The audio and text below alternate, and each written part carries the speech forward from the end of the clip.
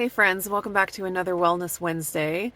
I just dropped Autumn off at work and it is too cold to sit on the porch at home. So I thought I would take the opportunity, this uninterrupted opportunity to sit in the car and get this video filmed. As you can see, it is very, very rainy outside. I hope you can't hear the sound of the rain too much in the video. Sometimes the sound of rain can sound really nice, but I don't want it to be distracting. So as you've seen in the title of this video, I wanted to talk a little bit about keto treats, keto desserts. It is the holiday season and there are treats all around.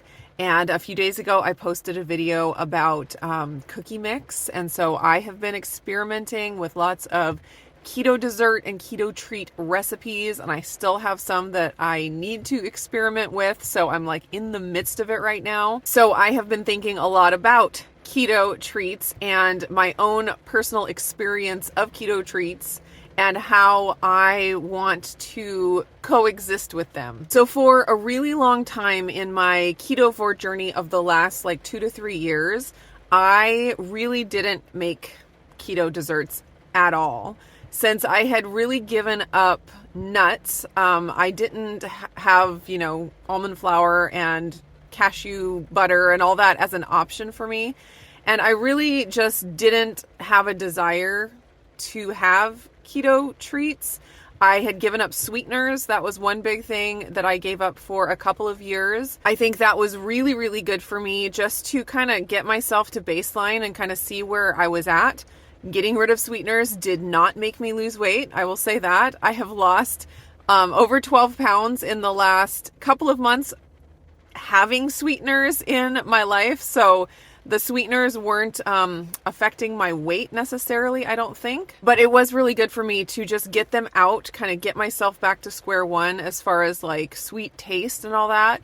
And then it was, I don't know, maybe 6 months ago now where I added in the electrolyte drink and that has stevia in it. And I was a little bit,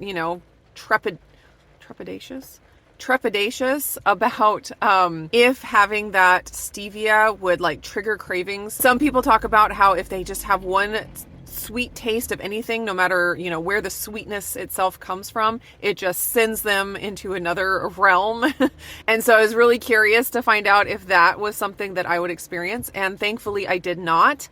I had so much benefit to my health by adding that electrolyte drink, even with the stevia, that I knew that any negatives, which I can't tell you a negative that I've noticed, but even if there were negatives that I haven't noticed, they far are outweighed by the positives of having the electrolyte drink in my life. Seriously life-changing for me. And then after adding in the electrolyte drink is when I started experimenting more with the egg white bread, and that's when I added allulose. So really those were the only two sweeteners that I had added back after being sweetener free, and I stayed that way for quite a while. I started slowly experimenting with things like adding a little bit of allulose to egg pudding, adding a little bit of allulose to meat rub mixtures. So not keto desserts necessarily. I don't consider the egg pudding a keto dessert, but just having that little touch of sweetness just adds quite a bit to the experience. And in meat rubs, it really brings out the flavors of the meat just to have that little bit of sweetness. So I started adding little things like that. And then it hasn't been until really, in September, before we went to the beach house, I did do a little bit of keto treats then. I made some angel food cake. We had some of those muffin in a mug things that weren't really that good, and I really didn't eat very much of them. And they were with almond flour, so I knew I didn't want to eat much of them. And I really didn't have any negative repercussions from that necessarily. And if you watch my baking videos here on YouTube from the last few months, you'll notice it's mostly savory things, mostly bread. I don't do a lot of cakes. I don't do a lot of cookies, brownies. They just haven't been something that I felt like I really needed to add to my life. Back when I was on the THM, Trim Healthy Mama plan, I was way into doing all the, fake sweets and stuff like that, because that's a really big thing in the THM community. And so I just, joined in with that. I followed the recipes from their cookbooks and I enjoyed it for a while, but I got to the point where I was like, this just doesn't taste good. Like, I'm not, I guess maybe I broke my addiction to sugar to a degree that I didn't need the replacements anymore. Maybe that's what it was. But I just lost all motivation to make fake sweet treats. I still like sugar. Sugar is still delicious, and I could go to town on sugar any day of the week. But the sweet treats, I was just like, I really don't like them very much, and I'm not motivated to take my time and energy to make them, and especially to like replace other more nutrient dense foods with those things, because a lot of them don't come with a lot of nutrition and things that are just, I know, are not good for me, like the nuts and stuff like that. So I really focused on just adding in nutrition, and mostly in the form of meat, to my diet, and like just filling up on that. And I didn't need the keto treats. But it is Christmas time. It is the holidays. We are making our truffles for everyone that we give out. And I really was wanting to experiment with making some keto truffles. There's so many different chocolate chips available now. Lily's brand has so many different flavors. And I had tried years ago making some truffles with Lily's brand chocolate chips, and they didn't turn out well. And I just hadn't touched them. I hadn't bought Lily's chocolate chips in years, maybe one bag, like for something, but like it was not a regular part of my life. And so I decided to buy some and experiment with truffles, and I've done that a little bit, but I still need to do more. I think Lily's may have changed their formulation maybe or something, because they're working out a lot better than they did when I tried them originally. But all of a sudden I had all of these chocolate chips in my house that were keto, and I'm seeing all these videos like from Wendy over at Loving It on Keto and others playing with desserts, and it got me. And it's the holidays, and I'm okay with, you know, treats and things out of the ordinary in the holidays. So I've been experimenting with more keto desserts than I have like for the past like 3 years. And having the option of that protein power flour that's made out of egg white bread, just dried and ground up, and not having to use any kind of nuts at all, I was like, oh, maybe this is going to be, you know, the ticket. And this is something that I could add into my normal diet, because I'm already eating the egg white bread. It's not like I'm adding much more than that. So I started experimenting with the cookies. I love the cookie mix that I made. And for the last week or so, I have been enjoying my cookie mix. And there are a few things that I have noticed as I have been partaking in this particular cookie mix. So in the mix, it has chocolate chips, and I used milk chocolate chips, which are delicious. They're, I think, way better than the dark chocolate chips. They just have so much good flavor. But they are milk chocolate, which means there is dairy in them. And I had been off of dairy and doing really well off of dairy. So I think I'm getting a little bit of negative repercussions from the dairy in that. Also, there is inulin in the chocolate chips. And I have told you before that I do not do well with inulin digestively. It just does not work with my body. And so I've definitely been feeling repercussions from that. And then I have suspected for a while that I don't do well with erythritol.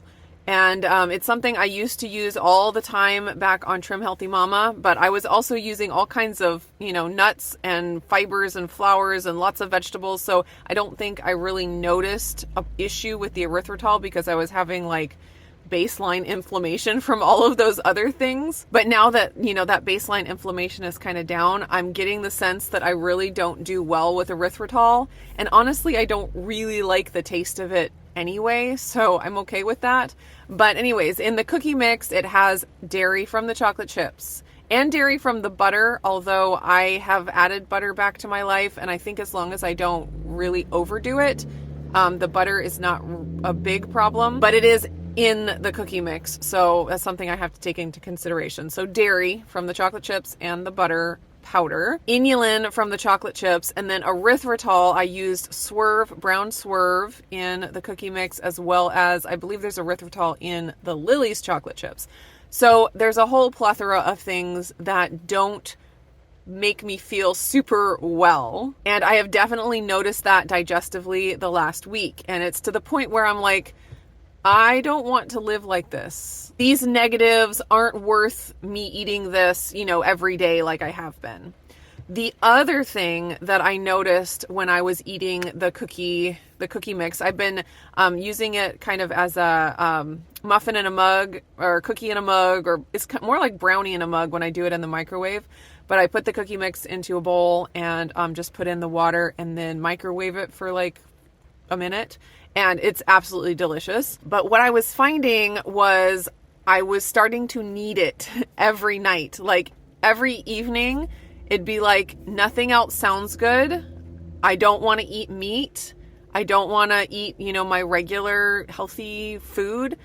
All I want is that cookie in a bowl. And so I would classify that as a craving. Like I was craving this cookie in a bowl to the degree that my body was wanting it and rejecting, other things that I know are really good for me. And that was just a light bulb moment. Like, I don't think I like what this is doing in my body and the ways it's, controlling my thinking and producing cravings. So because of all those things, because of digestively, it's not great for me. And because I know I need to keep the dairy in my life extremely minimal, if not, cut it out altogether. And because of the way that it was kind of messing with my mind, it was adjusting something, hormonally, my hunger hormones, my cravings.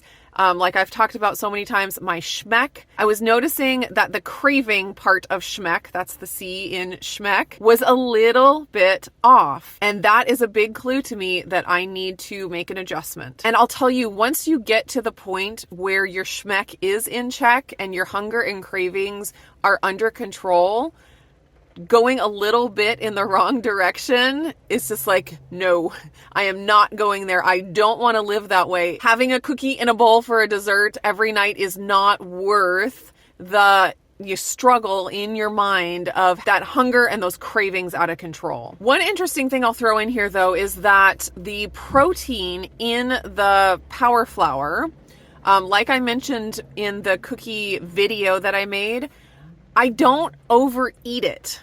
That's the one good thing, is when I've made other kinds of keto treats before with different almond flour, nut flour, that kind of thing, it's like easy to just eat the whole pan. But with the power flour, the protein is so satiating to me.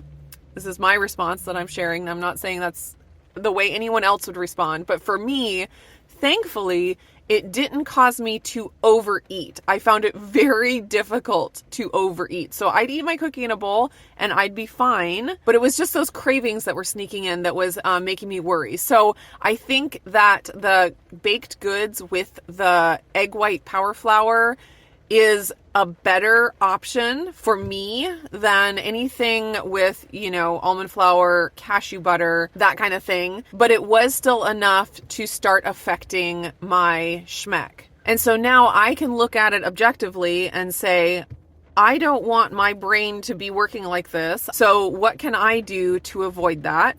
And for me, it's just stop eating the cookie mix. And that's going to be hard for, a day or two as I'm getting out of the pattern of having it every day. But once I do that, I know things will adjust back to where I was before, and I probably won't even miss it because I haven't been having keto treats for a long time and I've been perfectly fine. So that is where I'm at, you guys. Last night, I had my cookie in a bowl. Tonight, I am planning to not. I think it will be a little bit difficult. I may make myself an egg pudding and sprinkle some allulose on top. I might have to fight the craving for just a little while, but I know that if I can just get through that first day or two, I'll be totally fine. I will also tell you that the cravings that I'm experiencing are nothing like the cravings that I get when I eat sugar. Like that's just to a whole different degree. And I know that if I can, get through the cravings for sugar and get off sugar, I got through the cravings for dairy, I got off dairy, I can do that again. I will be totally fine. One of the lies that cravings tell you is that the feeling you have is only going to get worse until you give into it. And that is just absolutely not true. When you're having a craving for a substance like that, if you get past it, it actually does get better. And if you actually give into the craving and you believe the lie that the craving will be satisfied by using whatever substance that you are, trying to get away from, you actually end up in a cycle of that craving coming again and having to appease it with that substance again, and you never get out of the cycle. The only way out of the cycle is to kick the craving. So of course, if I want to stop this craving and kind of get that back under control, I'm going to stop eating the thing that's causing the cycle and causing the craving, even though it's telling me that it will be the thing that cures me of the craving.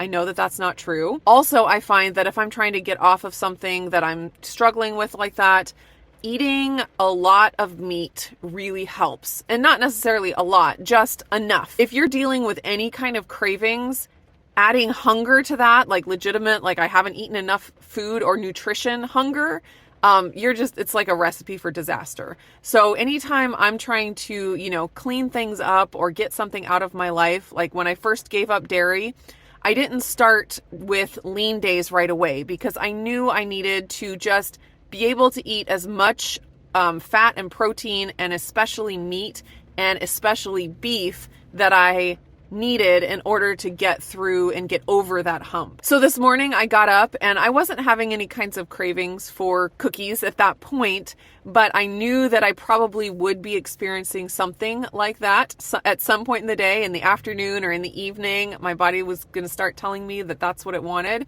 So I had a couple of sirloin steaks in the fridge. I sliced them up, I stir-fried them, and ate a big bowl of sirloin steak for breakfast. I don't know what meat I'm going to have for lunch yet, but it's going to be some kind of a delicious meat. I'm going to eat as much as I need, no kind of restriction as far as quantity. And then that will set me up for success when the cravings possibly come later in the day. I don't see myself as a failure for having eaten cookies for the last week. I don't feel like I should never have chocolate chips in my house anymore. I'm not beating myself up. It was a learning experience. I really did learn a lot after being off of keto treats for so long, to kind of have a week where I had them and then kind of experienced what that was like.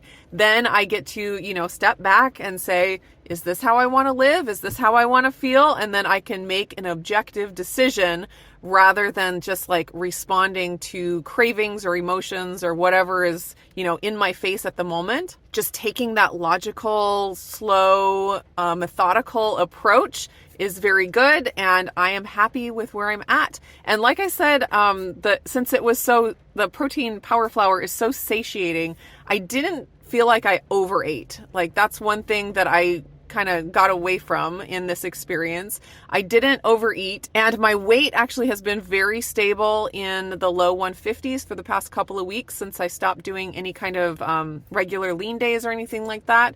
So I'm very happy with that. I also am currently wearing a size 4 jeans, which I cannot believe at all. They are Gloria Vanderbilt jeans, and so they definitely run big, so I'm not a size 4 across the board. When I started trying to lose weight back in September and October, I was in a size 8 of the same kind of jeans, and I had actually just bought one pair of size 10s because I wanted some that were extra loose and comfortable for like working outside and stuff. And then now to be in a very comfortable size 4 of the exact same style and brand, it's pretty exciting. Thanks so much for hanging out on this Wellness Wednesday. I hope you guys are all doing great. Let's chat down in the comments, and I will see you again in another video.